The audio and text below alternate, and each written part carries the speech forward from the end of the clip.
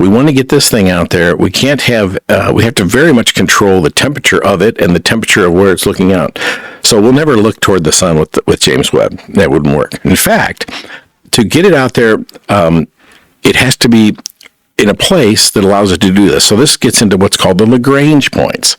Think of two gravitational bodies, two large masses in space, in a vacuum. They both have gravity because mass has gravity. And think one's huge, one's not so huge. There's going to be a point between those two where the amount of gravitational pull is equal, right? And it'll be a little closer to the small one because the big one's obviously got more gravity, the small one's...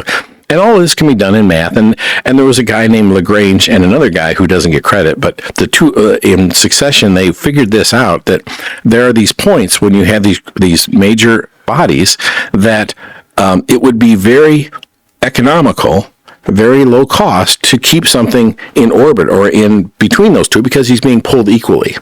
They're called Lagrange points. That's L1 is that point between, and that's the easiest one to understand. Well, L2 is actually on the other side of that smaller body, and then L2 is also very low energy to maintain your orbit, to maintain that spot. Because anything you put in space, we put things around our planet, but periodically they, like remember Space Lab?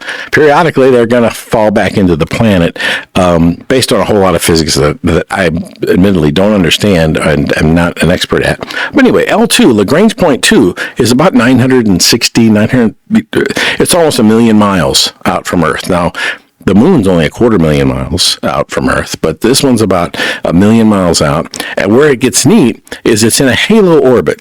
Now, the halo orbit, it's not orbiting around a body, but it's orbiting like this, sort of perpendicular to the moon. And think of the moon and the Earth are sort of here doing their thing, and the sun's way over here. Well, this halo orbit, it's very important that the backside of the Webb telescope never get a shadow from the Earth or the moon. Just the shadow would alter the sensitivity, that would change the temperature, of the telescope. And so they have to maintain an absolute perfect temperature. And we're talking about 50, 70 degrees Kelvin for the instruments to work. Now on this back side, it's about 185 degrees Fahrenheit. On the backside that's facing the sun all the time in this halo orbit. But on the other side, it's because of the materials, this remarkable material science, we have this 5-layer heat shield, the super thin layers, and that protects it and changes on the other side. It's like 500 and something degrees Fahrenheit colder on the far side than it is on the 108. Yeah, so you got more than boiling on this side, and it's like 400 or 370 degrees below zero on the other side. It has to be that cold for it to pick up to have the sensitivity that it does of ultraviolet or infrared light out in space. So this kind of remarkable, and this all has to be folded up. These things had to unfold in space. It's way bigger than you could fit on a rocket. The heat shield is about the size of a tennis court. Well, imagine how you going to get a tennis court in a rocket. We've all seen rockets. You've seen Apollo, and how do you get a tennis court into a rocket? Well, you got to fold it up. So not only do they have to have this big thing, you have to fold it up, get it into, and they used the largest rocket I think that we had at the time. It was launched Christmas 2001, I believe, Christmas Day. And it folds, gets up in space. It took 6 months. They had to unfold it very carefully and then get it to its spot using as little fuel as possible. As it's designed right now, it can never be serviced. It can never be fueled.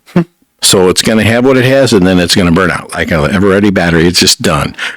Hey, thanks for watching this short with us today. And if you like it, check out our full episodes on our channel and website.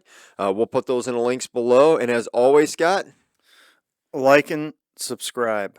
Or subscribe and then like. Whatever order you want, really. Whatever order you like. Yeah. Thanks.